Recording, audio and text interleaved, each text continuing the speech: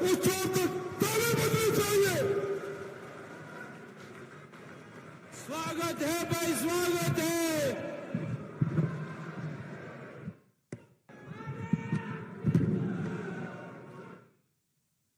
मेरे साथ बोलिए, भारत माता की। क्यों भाई, उदयपुर वालों की, मेवाड़ वालों की आवाज को क्या हो गया?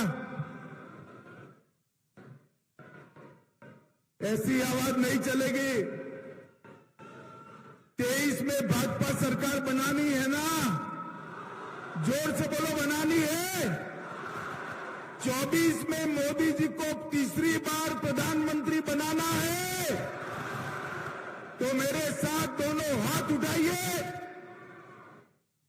संपूर्ण विजय के संकल्प की मुट्ठी बींचिए और प्रचंड आवाज से बोले, भारत माता की, भारत माता की, भारत माता की। मंच पर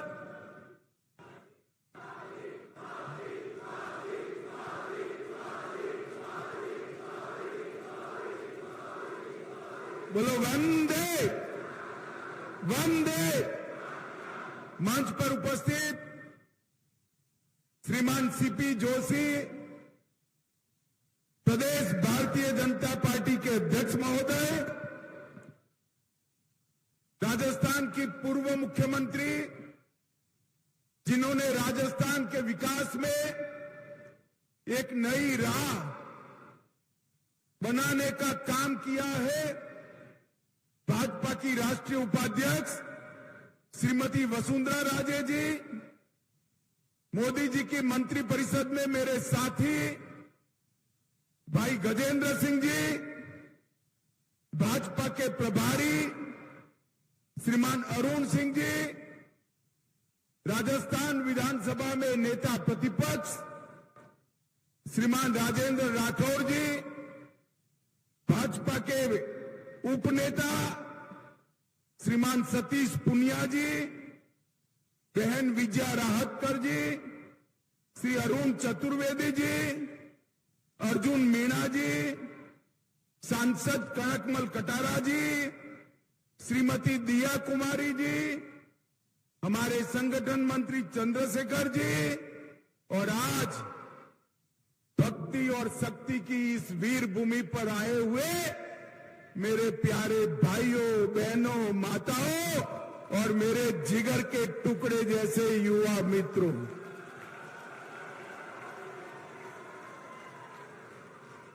ये गहलोत जी खामखा इस आयु में इधर उधर घूम रहे हैं। ये सभा का कोई इनको वीडियो बता दे तो गहलोत जी को मालूम पड़ जाएगा कि उनकी सरकार का जाने का समय शुरू हो गया है।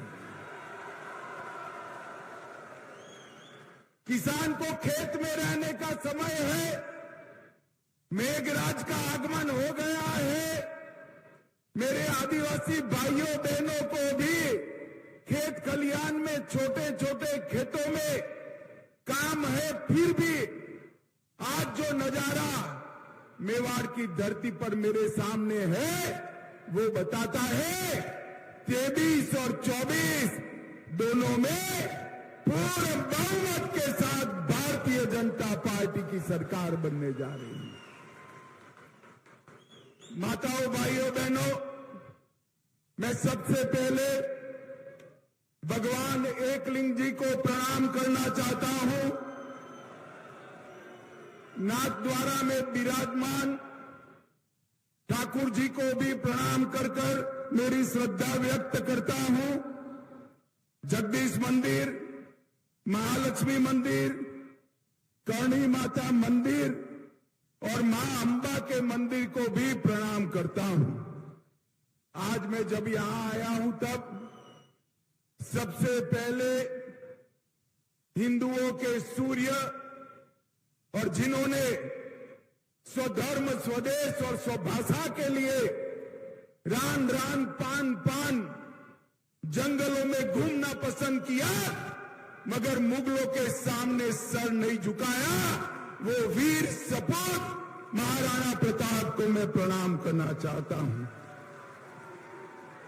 इसी के साथ मुझे बड़ा आनंद आया कि मंच पर मुझे राणा पुंजा भील की भी मूर्ति, जाजलमान मूर्ति दी गई। उनकी वीरता को भी मैं प्रणाम करना चाहता हूं। मित्रों, ये भूमि त्याग, बलिदान और भक्ति की भूमि है।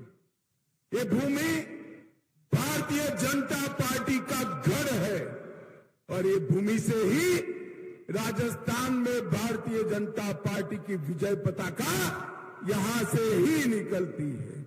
और इस बार भी आज मैं मेवाड़ की इस पवित्र धरती पर बोलकर जाता हूं।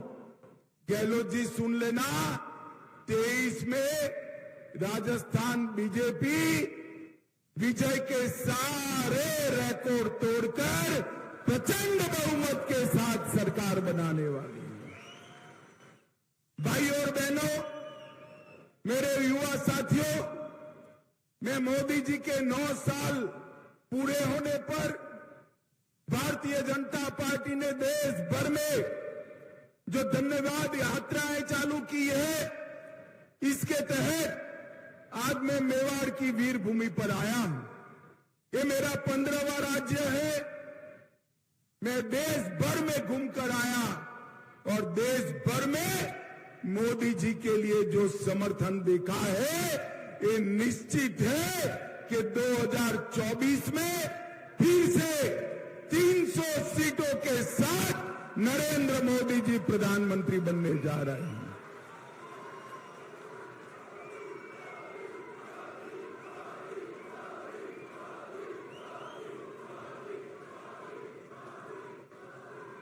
माताओं, भाइयों, बहनों, मोदी जी के शासन के 9 साल कई मायनों में भारत के अंदर परिवर्तनकारी रहे हैं। मोदी जी के शासन के 9 साल गरीब कल्याण के 9 साल रहे। मोदी जी ने कहा था 2014 में जब संसद में पहली बार पहुंचे, उन्होंने संसद की भूमि को माथे पर लगाकर कहा था, ये सरकार गरीबों की, दलितों की, आदिवासियों की, पिछड़ों की सरकार है। और 9 साल में इन्होंने इसके लिए ढेर सारे काम किए। मित्रों, मोदी जी के नेतृत्व में ये 9 साल में देश के करोड़ों किसानों को पहली बार 6,000 रुपया प्रति साल मिला है। और अपने राजस्थान में 80 लाख किसानों को अब तक 16,000 करोड़ रुपया सीधा बैंक अकाउंट में ट्रांसफर करने का काम हमारे नरेंद्र मोदी जी ने किया है। जल जीवन मिशन की तरह हमारे गजेंद्र सिंह जी देखते हैं यहां बैठे, जल जीवन मिशन के तहत हर गरीब के घर में नल से जल पहुंचाने का काम मोदी जी ने चालू किया है। और राजस्थान में 43 लाख परिवारों को अपने घर में शुद्ध पानी पीने का पहुंचाने का काम किया है। मित्रों, राजस्थान में 86 लाख शौचालय बनाए, 1 करोड़ कार्ड को 4.2 करोड़ लोगों को 3 साल से मुफ्त में प्रति व्यक्ति प्रति माह अनाज देने का काम ये भारतीय जनता पार्टी की सरकार कर रही है। 5.75 लाख उज्ज्वला के कनेक्शन दिए गए, 84,000 कनेक्शन मेरे ट्राइबल भाइयों को, आदिवासी भाइयों को देने का काम ये भारतीय जनता पार्टी की सरकार ने किया। 18 लाख लोगों को खुद का घर देने का काम ये भारतीय जनता पार्टी की सरकार ने किया है। मित्रों, मैं पास के गुजरात से ही आता हूं। यहां बहुत बड़ा जनजाति समुदाय है, आदिवासी समुदाय है। मेवाड़ के राणाओं ने जो लड़ाई लड़ी, इसके साथ मेरे आदिवासी भील भाई कंधे से कंधा लड़ाकर मुगलों के सामने लड़ने का काम आदिवासियों ने किया है। और स्वतंत्रता संग्राम में ढेर सारे गौरवमय प्रकरण मेरे आदिवासी भाइयों के नाम पर लिखे हैं। मोदी जी ने भगवान बिरसा मुंडा को, उनकी जयंती को जनजाति गौरव दिन के रूप में स्थापित कर देश भर के आदिवासियों का सम्मान करने का काम किया है। इसके साथ पहली बार आजादी के 75 साल के बाद एक आदिवासी महिला को, गरीब घर की महिला को द्रौपदी मुर्मू से महामहिम द्रौपदी मुर्मू बनाने का काम नरेंद्र भाई ने कर समग्र देश के आदिवासियों को गौरव दिलाया है। पहले गहलोत जी सुन लीजिएगा, 10 साल आपकी सरकार चली सोनिया मनमोहन की, सिर्फ 90 एकलव्य विद्यालय थे। एक आदिवासी बच्चों को पढ़ाने के लिए 14 से 24-22 में 500 से ज्यादा एकलव्य विद्यालय भारतीय जनता पार्टी की सरकार ने बनाए।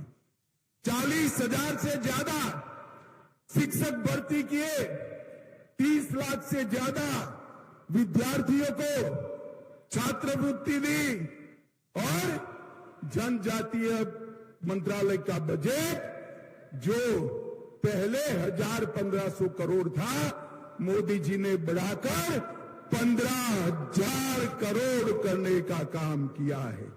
सबसे पहले अटल जी ने ही जनजाति आयोग की गठन किया था और हमारे भैरव सिंह जी ने जनजातियों के आरक्षण में वृद्धि करने का काम किया है और मोदी जी ने 10 आदिवासी जननायकों के संग्रहालय बनाने का काम किया है। मित्रों, इन मोदी जी के 9 साल गरीब कल्याण के 9 साल रहे। ये मोदी जी के 9 साल भारत गौरव के 9 साल रहे। ये 9 साल के अंदर समग्र विश्व में भारत की विजय पताका फहराने का काम हमारे नरेंद्र मोदी जी ने किया है। मोदी जी G7 में गए थे, अभी अमेरिका गए। ढेर सारे राष्ट्राध्यक्ष ने G7 में कोई अपॉइंटमेंट मांगता था, कोई हस्ताक्षर मांगता था। अफ्रीका में किसी ने मोदी जी के पैर छू लिए और जहां पर गए वहां मोदी मोदी मोदी मोदी के नारे लगे। मित्रों, मोदी जी को ये जो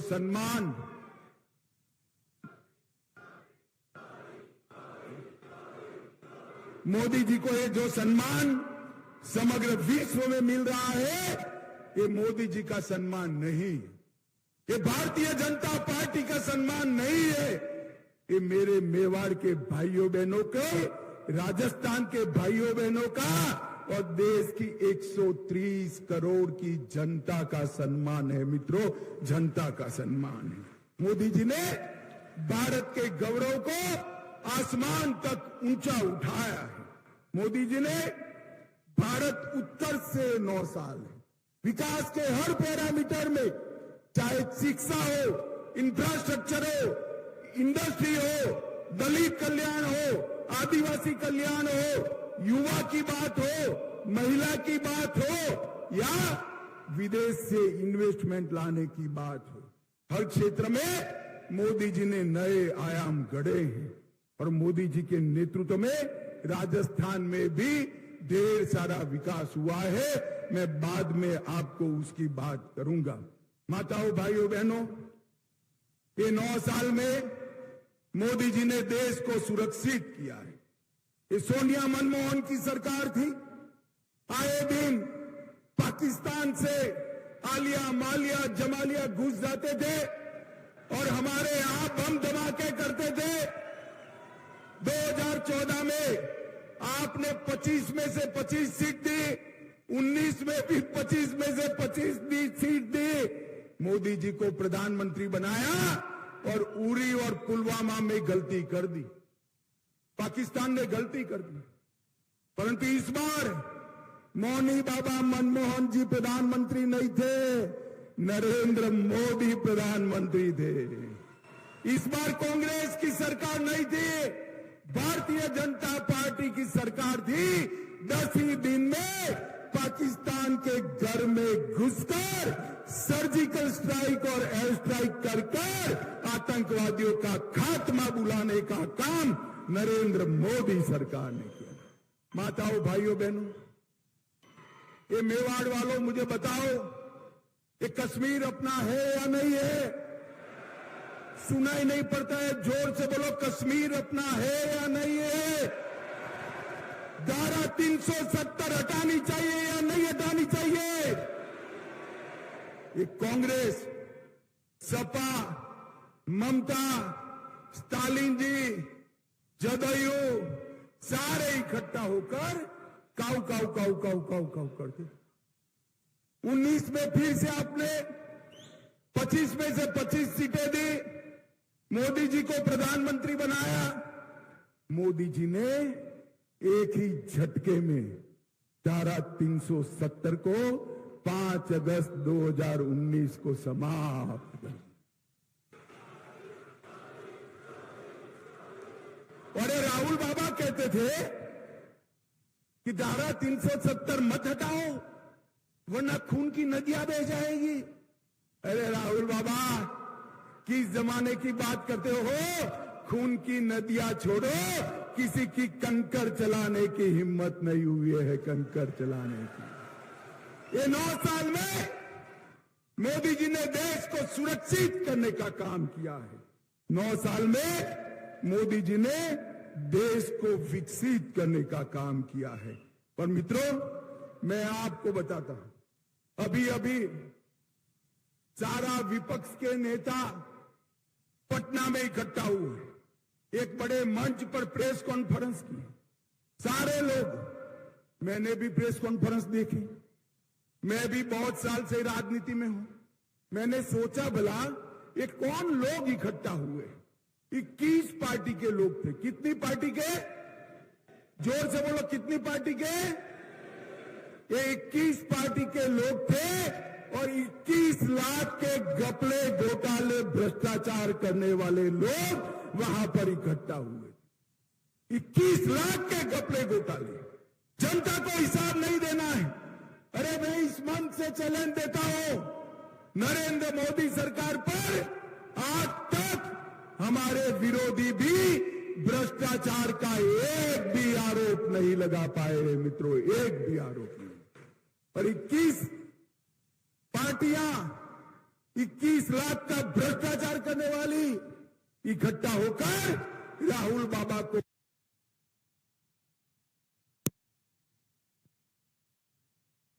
तो एक घपले, घोटाले, भ्रष्टाचार भारत की नियति बन जाएगी और मोदी जी फिर से प्रधानमंत्री बनते हैं तो भ्रष्टाचार करने वाले जेल की सलाखों के पीछे जाएंगे। मुझे बताओ भाई, राहुल बाबा को प्रधानमंत्री बनाना चाहिए या मोदी जी को? जोर से बोलो, किसको बनाना चाहिए? और ये सारी पार्टियां, ये सारी 20 पार्टियां, 21 पार्टियां जो इकट्ठा हुई, इनके मन में, मेवाड़ वालों, आपका भला नहीं, इनके मन में अपने बेटे का भविष्य है। मैं नाम से कहता हूं, सोनिया जी का पूरा जीवन का लक्ष्य है राहुल जी को प्रधानमंत्री बनाना। लालू जी का लक्ष्य है अपने बेटे तेजस्वी को प्रधानमंत्री बनाना। ममता जी का लक्ष्य है अपने भतीजे अभिषेक को मुख्यमंत्री बनाना। स्टालिन जी का इंटरेस्ट है अपने बेटे उदयनिधि को मुख्यमंत्री बनाना और गहलोत जी का इंटरेस्ट है वैभव को मुख्यमंत्री बनाना। मुझे बताओ, आपका भला कर सकते हैं भाई? जरा जोर से बोलो भाई, कर सकते हैं? जो अपने बेटे के लिए काम कर रहे हैं इसको वोट देना है या जो देश के लिए काम कर रहे हैं इसको वोट देना है? ये तय करने का समय देश की जनता के लिए आ रहा है। मित्रों, अब घर जैसा होगा ऐसा संस्कार घर के हर लोगों में हो। राजस्थान में गहलोत जी की सरकार भी पिछले 3-4 साल से लगातार देश भर में भ्रष्टाचार के सर्वेक्षण में भ्रष्टाचार करने में नंबर 1 पर है, नंबर 1 पर है। माताओं, भाइयों, बहनों, खनन विभाग में 66,000 करोड़ का भ्रष्टाचार किया और बात वहां तक पहुंच गई, एक संत ने अपना आत्मविलोपन करना पड़ा, फिर भी भरतपुर में अवैध खनन फिर से चालू हो गया है। उदय सागर झील के नाम से 2000 करोड़ का भ्रष्टाचार, प्रतापगढ़ में 1000 करोड़ रुपए के लाइमस्टोन खान का भ्रष्टाचार, सचिवालय में अफसरों की अलमारी से 2 करोड़ रुपया और 1 किलो सोना निकलता है। गहलोत जी जरा बताइए, सोना किसका है? भाई हिसाब मांगना चाहिए या नहीं मांगना चाहिए? पीछे वाले बोलो, मांगना चाहिए या नहीं मांगना चाहिए? आपके पास मौका है अब हिसाब मांगने का कि सचिवालय के अंदर ये 2 करोड़ रुपया और 1 किलो सोना किसका है, उसका हिसाब दीजिए। काली सिंह बांध के नाम पर करोड़ों रुपए का घपला, गरीबों के राशन में 100 करोड़ रुपया चाऊ कर गए, वृद्धावस्था पेंशन में 450 करोड़ रुपया चाऊ कर गए। शर्म करो, शर्म करो, गरीब बच्चों का अनाज और वृद्धों के पैसे खाकर कोई सुखी नहीं होता है। गहलोत जी, ये सरकार भ्रष्टाचार की सरकार है। इस सरकार ने तो भ्रष्टाचार के सारे रिकॉर्ड तोड़ने का काम किया है।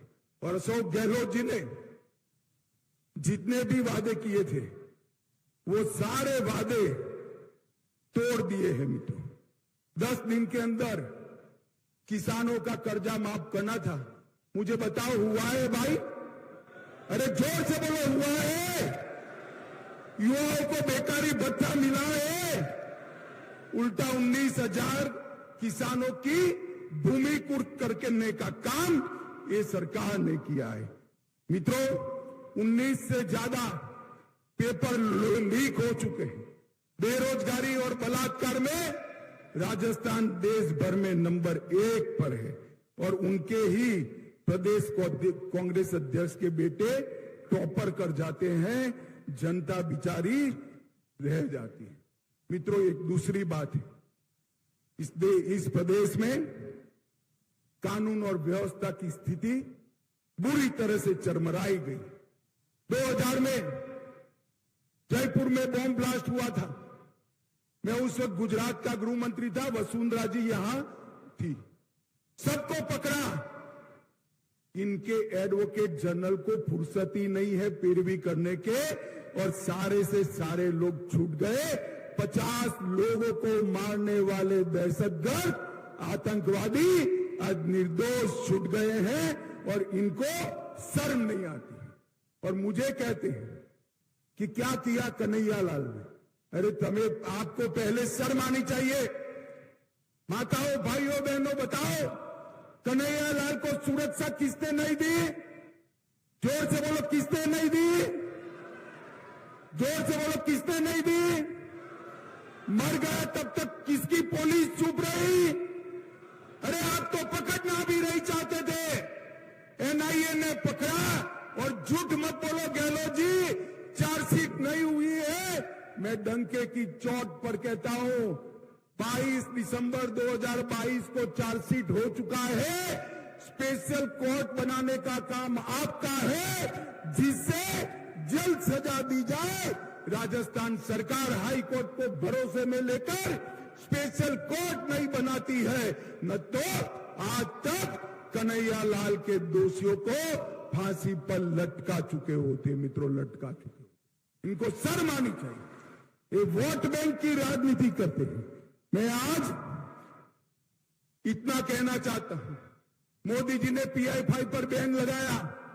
गहलोत जी के राज में कोटा में पीएफआई की रैली निकलती, चित्तौड़गढ़ में रतन सोनी की हत्या होती, करौली में हिंदू त्योहार बंद कर दिए जाते हैं, संघ का पथ संचलन बंद कर दिया गया और 300 साल पुराना शिव मंदिर अलवर में ढहा दिया गया। भगवा ध्वज उतारने की हिमाकत ये गहलोत सरकार करती है।